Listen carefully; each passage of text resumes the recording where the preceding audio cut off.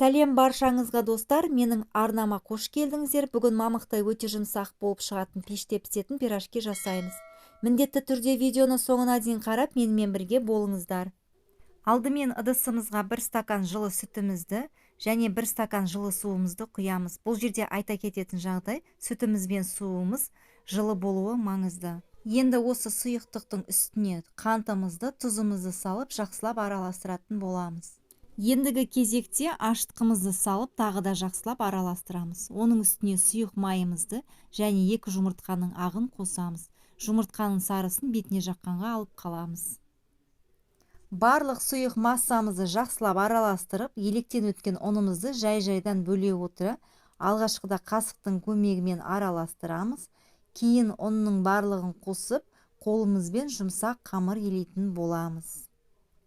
Дәл видеода көріп тұрғандарыңыздай, ұнды шетінен қоса отыра, жұмсақ қамыр елейтін боламыз.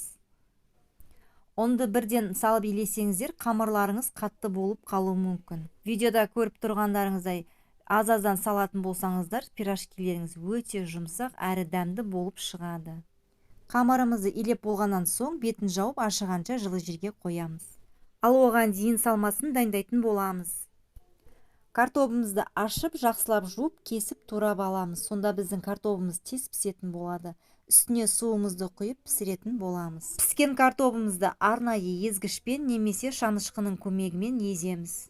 Картобымыздың үстінен пиязды қуырып қосамыз. Салмамыз өте дәмді болады. Және дәміне қарай тұз, қара бұрыш және қалауларыңыз бойынша паприка қосып, жақсылап араластыратын боламыз. Паприка міндетті емес. Паприканы қосу-қоспау өз еркілеріңізде.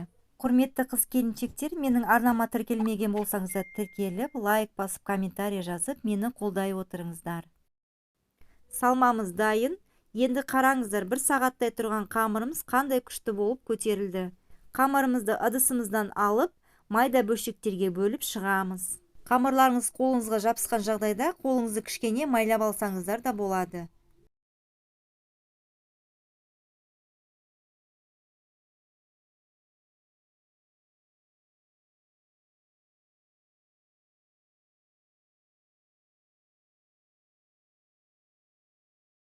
Енді осы қамырымызды видеода көріп тұрғандарыңыздай бірнеше бөліктерге бөліп аламыз.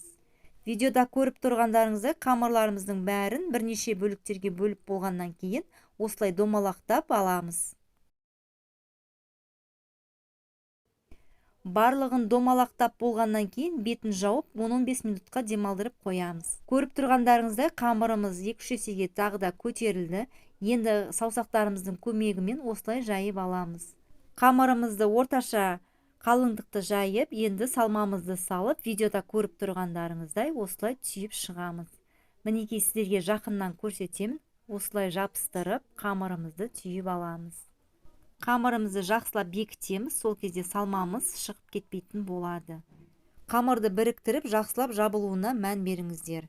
Пергамент төселген формамызға орналастырып, бетіне алып қалған 2 жұмыртқаның сары уызын біркелкі етіп, барлық жеріне жағып шығамыз. Содан соң мен пышақтың көмегімен сызықтар жасап шықтым, ол міндетті емес, мен тек әдемілік үшін жасап шықтым. Дәл видеодағыдай осылай 3 сызық жасап шықтым.